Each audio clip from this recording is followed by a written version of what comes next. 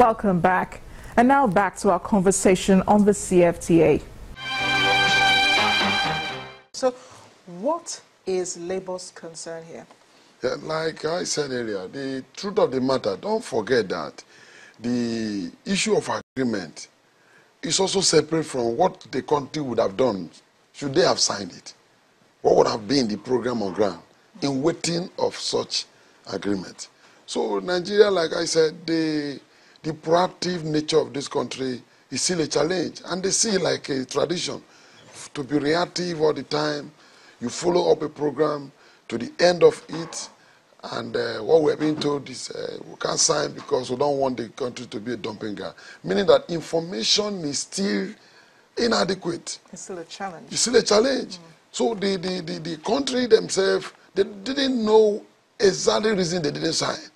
That was why up to today it has not been declared. It has not been formally declared reasons why Nigeria did not sign. But we just said we're still looking into it. So looking into it does not mean that you've not looked into it. So for us as Labour, let the stakeholders meet. Let everybody add their view. And by so doing, documents will be made available to all key holders, stakeholders who will now look at it, give their advice. Peradventure, my prof said, they may eventually go back to sign them if there are no threats to our own advantage. So, but for now. But we were at the forefront of this deal in the first place. I mean, that was enough time. Those who were there, who are in the know, had enough time to look at it. Even if Labour comes now to say, okay, there is a problem with this, we're going to be affected, it's going to affect our markets, like the president said, Nigeria will become a dumping ground. At the end of the day, I mean, do you think we will really sign this? Are we really on board with the CFTA, with other countries that have also signed? Doesn't it seem a little unfair that we're not pushing this like we have been in the past, Professor? You see, there's one principle in international law. The French will call it DOL, D-O-L. According to this principle, if, for instance, you are induced into error, if for whatever reason you have to sign an agreement which you wouldn't have signed under normal circumstances, had you understood the implications, you can always, even after signing, come back to revisit it. Now, before signing it, you might have understood the negotiations along one particular direction. Then the last minute, you now discover that, look, all the discussions, the calculations were not sufficient, and there will be need now to go slow. That might have been one of the possibilities. In terms of Nigeria being proactive, yes, Nigeria has always been proactive. Look at the making of the ECOWAS. Nigeria initiated it, brought in Togo. 72, 75, all negotiations were held, and the ECOWAS, agreement was done in Lagos. Look at, go back to Organization of African Unity, 1961 to 62, up to the early 63. Was it not Nigeria lawyers, Taslim Elias, all these people, that actually drafted the OAU Charter? Nigeria has always been playing critical roles. When you even look at the transformation of the Organization of African Unity to the African Union, the roles we've been playing, they are indisputable. When we are talking about continental free trade area or free trade agreement, because they use the same symbol for the two, the issue is that at the end of the day, the definition of the rise of intra-African movement, freedom of movement, all right, is part of the trade questions we are talking about.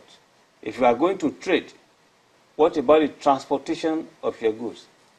And if you are going to trade, what about the cost, the tariffs, all these barriers? They might have been fairly discussed. But as Amarachi pointed out earlier when we started the discussion, the fears, you alluded to it as well, the fear of the FTA being used to get at some objectives which the economic partnership agreements couldn't achieve is there. Please, at the level of the ECOWAS, Nigeria with the Gambia are the two countries that are yet to sign, these EU ECOWAS partnership agreements. Why?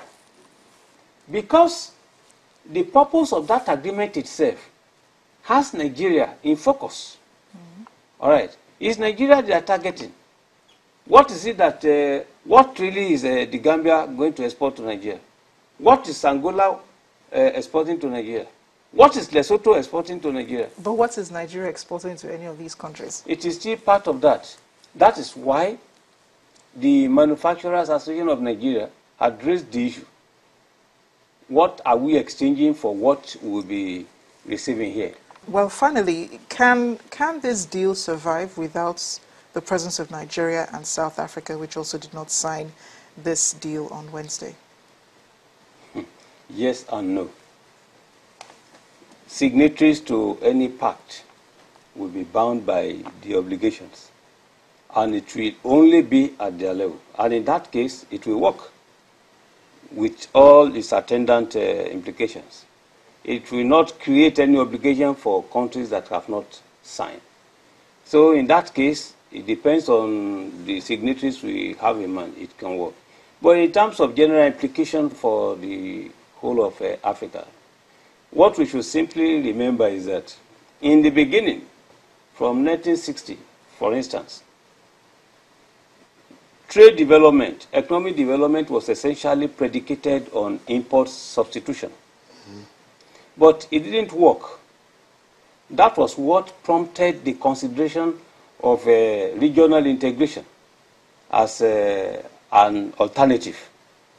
To the extent that even the 1991 Abuja Treaty establishing the African Economic Community now have to review the definition of the United Nations, according to which Africa was a region. For purposes of this regional integration, the treaty, the Abuja Treaty, now said no, Africa should be reconfigured, redefined, be divided into 5 regions.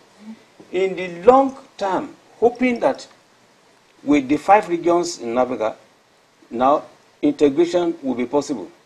By that time, please, provision was made for the possibility of continental African Customs Union as distinct from African Customs Union.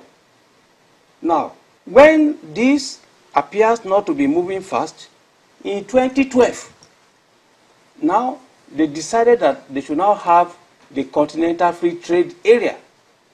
Now, all these, they are resultants of both the 1980 Lagos Plan of Action and the 1991 June 3rd Abuja Treaty.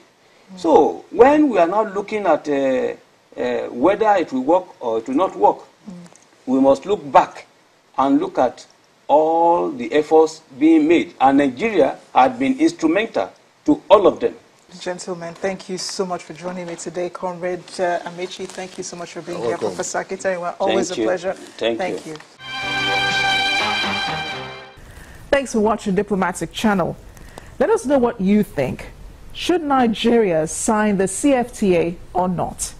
The addresses to express your thoughts are at Diplomatic Chan and at Amarachi_Ubani on Twitter. Take care now. I'll see you next time.